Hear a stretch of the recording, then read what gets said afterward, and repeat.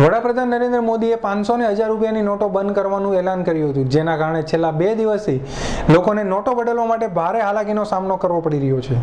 કાળું નાણું શોધવા અને દેશ વિરોધી પ્રવૃત્તિઓ અટકાવવા માટે મોદી સરકાર દ્વારા અચાનક 500 અને 1000ની નોટ બંધ કરવાનો નિર્ણય લેતા કાળું નાણું રખનારોમાં હળમચ મચી ગયો હતો. પરંતુ 500 અને 1000 રૂપિયાની નોટોને બદલી આપવા માટે સરકાર દ્વારા તારીખ 10/11/2016 થી 30/12/2016 સુધી બેંક અથવા હેડ પોસ્ટ ઓફિસ પર જઈ 500 અને 1000 દરની નોટોને બદલી આપવામાં આવશેની જાહેરાત કરેલ, જેને લઈને લોકો આજે બેંકના બીજા દિવસે પણ સવારથી બેંક અને પોસ્ટ ઓફિસની બહાર રૂપિયા બદલવા લાઈનો લગાવીને ભૂખ્યા તરસ્યા ઊભા નજરે ચડ્યા હતા.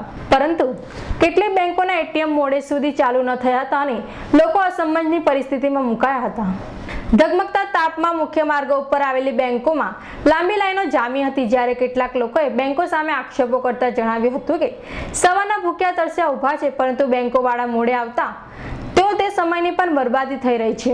અત્રે ઉલ્લેખનીય છે કે મોદી સરકારને એકાએક નિર્ણયને કેટલાક લોકો બિરદાવી રહ્યા છે, તો કેટલાક લોકો નિર્ણય બાદ નોટો બદલવાની તકલીફને કારણે વખોડી રહ્યાનું પણ નજરે પડ્યું હતું.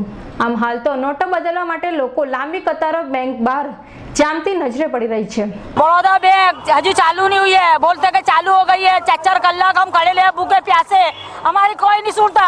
यहाँ हम खड़े रहेंगे, देखो हम भूखे प्यासे 8 से 8 कहते हैं नहीं, 10 बजे 11 बजे तक भी नहीं खुलता.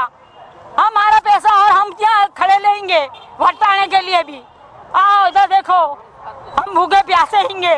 अभी सैयद ना रिपोर्ट भरूच.